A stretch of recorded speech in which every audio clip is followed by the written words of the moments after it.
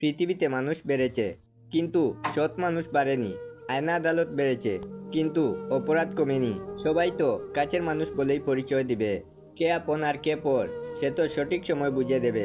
সুখ ছিল বুকের মাঝে, শান্তি ছিল মনে। সুখ শান্তি কেড়ে নিল অন্য আরেকজনে। তাই আজ কষ্ট বুকে মনে নেই। সুখ চোখের জলে নদী হয়ে ভেসে যায় বুক। কারো কাছ থেকে কিছু পেতে হলে যেমন তার সাথে সম্পর্ক ভালো রাখতে হয়, তেমনি রবের কাছ থেকে কিছু পেতে হলে তার কাছে কিছু চাইলে রবের সাথে সম্পর্ক ভালো রাখতে হবে। মানুষটা আর আমার কথাটা মনে পড়লেই ভেতরটা কেমন জানি দুমড়ে মুচড়ে উঠে। কষ্টগুলো নিজের মধ্যে চেপে রাখা শক্তিটা সবার থাকে না।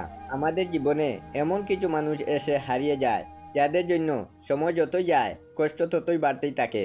দুটি জিনিস দেখলে বুঝবেন তার চরিত্র কেমন।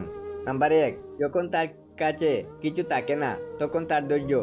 নাম্বার 2, যখন তার কাছে সব কিছু থাকে তখন তার ব্যবহার।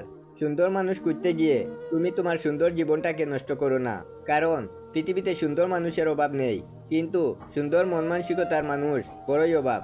রব প্রতিটি মানুষকে সুন্দর করে তৈরি করেছেন। কাউকে বাইরের দিক দিয়ে সুন্দর, আবার কাউকে মনের দিক দিয়ে সুন্দর।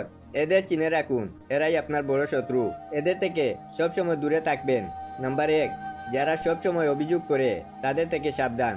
নাম্বার 2, সব বিষয় যারা পণ্ডিত করে। নাম্বার 3, যারা অলস মানুষ। নাম্বার 4, প্রচণ্ড রাগী মানুষ। নাম্বার 5, যারা আপনার উন্নতি সহ্য করতে পারে না। আসলে জীবনটা একটা চাইনিজ মুভি, দেখবেন শুনবেন কিন্তু কিছুই বুঝবেন না। আপনাকে উপরে উঠাতে কেউ আপনার জন্য বসে নেই, কিন্তু নিচে নামাতে অনেকেই তৈরি হয়ে আছে। অহংকার তারাই করে যারা বিনা পরিশ্রমে সব কিছু পায়। যিনি নিজের পরিশ্রমে সাফল্য অর্জন করে, তিনি অন্যর পরিশ্রমকেও সম্মান করে। তাকেই তুমি ভালো রাখার চেষ্টা করো, যাকে তুমি রোজ আয়নাতে দেখো। শিখতে হয় মাথা নিচু করে, আর বাঁচতে হয় মাথা উঁচু করে।